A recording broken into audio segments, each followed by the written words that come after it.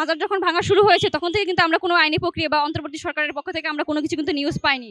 12ই রবিউল আউয়াল ঈদে আজম, যে ঈদে আজমের জুলুস হচ্ছিল গত 12 তারিখ, আমরা সবাই দেখেছি দেশের বিভিন্ন জায়গায় জ্যেষ্ঠ জুলুস হয়েছে, আনন্দ র্যালি হয়েছে। সেই র্যালিতে ওহাবিবাদ, মওদুদিবাদ, জঙ্গিবাদ, ধর্মের নামে অধর্ম উগ্রবাদীরা কি বিভিন্ন জুলুসের মধ্যে কি আক্রমণ করেছে, আঘাত করেছে। আর তাদের সেই আঘাতের কারণে আমাদের অনেক ভাই বোন একজন হচ্ছে নিহত হয়েছে এবং অসংখ্য মানুষ কি আহত হয়েছে। সেটার প্রতিবাদেই আমরা আসলে এখানে উপস্থিত হয়েছি, সেটার প্রতিবাদ করার জন্য। এর আগে যখন মাজার ভাঙার যে ইস্যুটা এসেছিল, আমরা এখানে রাজু ভাস্কর্যের সামনে আমরা কি প্রতিবাদ করেছি এবং প্রত্যেকটা প্রোগ্রামে আমরা সেটার প্রতিবাদ করছি। এবং আজকে যে প্রতিবাদটা ছিল, যে আজকে আমরা যে অন্তর্বর্তী সরকারের কাছে আমাদের যে প্রতিবাদ বিক্ষোভ, যে মানববন্ধন যে আমরা করছি, যে কি যে আপনি আপনার ভালো না লাগলে আপনি করবেন না, কিন্তু আপনি কি হামলা করতে পারেন না। আর সেটা তো হচ্ছে পরের বিষয়। এটা হচ্ছে রাষ্ট্রীয় ছুটির দিন, যেখানে রাষ্ট্র থেকে রাষ্ট্রীয় ছুটি ঘোষণা করা হচ্ছে। শুধু বাংলাদেশ নয়, পৃথিবীর বিভিন্ন জায়গায় কেটে রাষ্ট্রীয় ছুটির দিন ঘোষণা করে 12ই রবিউল আউয়ালকে কি র্যালি হচ্ছে, আনন্দ হচ্ছে, শোভাযাত্রা হচ্ছে। তাহলে সেখানে তো আপনার আমার কোনো অধিকার নেই সেখানে হামলা দেওয়ার।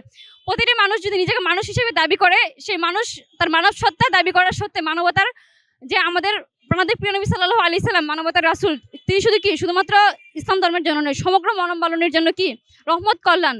তাহলে সেখানে রহমত কল্যাণ যদি হয়ে থাকে প্রাণাদের প্রিয় নবী, সেখানে অন্য ধর্মের মানুষও নয়, ধর্মের নামে লেবাসদারি কিছু মোল্লাতন্ত্র যারা কিনা ধর্মের নামে পাঞ্জাবি টুপি দাড়ি জুব্বা পরে ওহাবিবাদ, মওদুদিবাদ, জঙ্গিবাদ, যারা ধর্মকে পুঁজি করে ধর্মের নামে বিভিন্ন অধর্ম উগ্রবাদ চালাচ্ছে। এবং সেই সাথে তারা কি করছে, শুধু বিরোধিতা করছে না, মানুষের উপর, নির্মম মানুষের উপর হত্যাযজ্ঞ চালাচ্ছে। আমরা একটা স্বৈরাচার সরকারকে কি পদত্যাগ করে আমরা নিজেদেরকে স্বাধীন দেশ হিসেবে স্বীকার করতেছি। তাহলে আজকে কি আমরা স্বাধীন হয়েছি? স্বাধীন কিন্তু হচ্ছি না। তাহলে সেই স্বাধীনতা আজকে কোথায়? আজকে আমি আমার ঈদে আজমের জুলুস পালন করতে পারছি না, তাহলে কেন আজকে আপনি আমাকে বাধা দিবেন?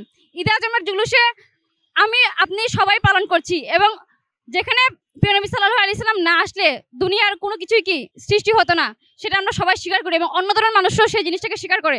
তাহলে আজকে আমি পালন করছি, আপনি বাধা দিচ্ছেন, আর আপনি বাধা দেওয়ার কে? আজকে নিজেকে স্বাধীন দাবি করতেছি, আমরা বলতেছি যে আমরা বৈষম্য দূর করে ফেলেছি। তাহলে আজকে আমাদের সেই বৈষম্য কেন? আজকে আমি আমার ধর্ম পালন করবো, আমি আমার উৎসব পালন করবো, সেখানে আমি কি বাধা দেওয়ার কেউ নয়। তাহলে এই অন্তর্বর্তী সরকারের কাছে আমাদের আবেদন একটাই, যে এই যে ওহাবিবাদ, জঙ্গিবাদ, ধর্মের নামে অধর্ম উগ্রবাদ, তাদেরকে এখনই রুখে দাঁড়াতে হবে। এবং তাদেরকে এখনই যদি বন্ধ না করা হয়, আগামী দেশে আমরা যেই জন্য বৈষম্য বিরোধী ছাত্র আন্দোলন করেছি, সেই আন্দোলনের কোনো কি উদ্দেশ্য যেটা ছিল যে বৈষম্য দূর করা, সেটা আসলে দূর হবে না।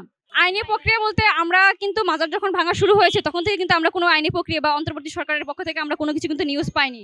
কিন্তু আমরা বললাম যে আমাদের যে আগের নিউজটা ছিল, যে আমরা প্রতিবাদ করেছি রাজু ভাস্কর্যের সামনে, ওই দিন প্রতিবাদ করার পর রাষ্ট্রপক্ষ থেকে, অন্তর্বর্তী সরকারের পক্ষ থেকে যারা মাজার ভাঙার সাথে জড়িত আছেন তাদের বিরুদ্ধে আইনি ব্যবস্থা নেবেন, এবং সেটা নিয়ে কি প্রতিবাদ অন্তর্বর্তী সরকারের পক্ষ থেকে করা হয়েছে।